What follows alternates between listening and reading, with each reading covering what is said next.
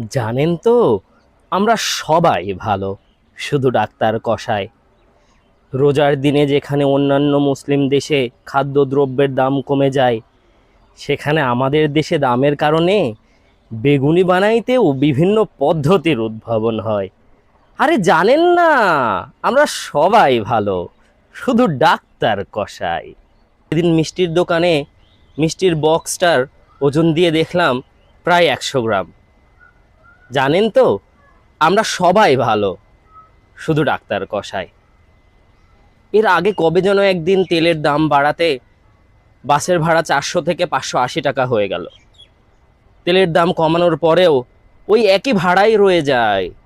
আরে জানেন না, আমরা সবাই ভালো, শুধু ডাক্তার কসাই।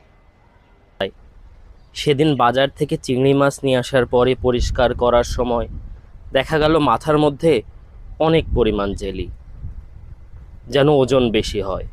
জানেন তো, আমরা সবাই ভালো, শুধু ডাক্তার কসাই।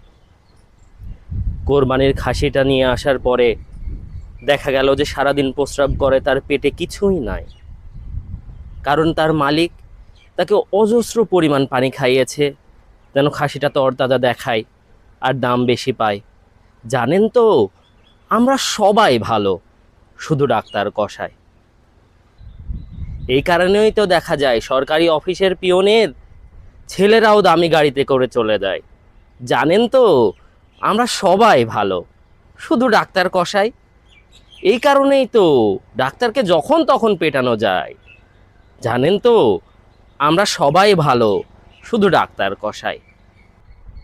সেদিন রাত্রে যখন ঢাকা থেকে ফেরার পথে বাস থেকে নামার পরে ভ্যানের জন্য অপেক্ষা করছিলাম, একটা সিএনজি এসে বলল, ভাই চলেন যাই, 250 টাকা দিলেই হবে।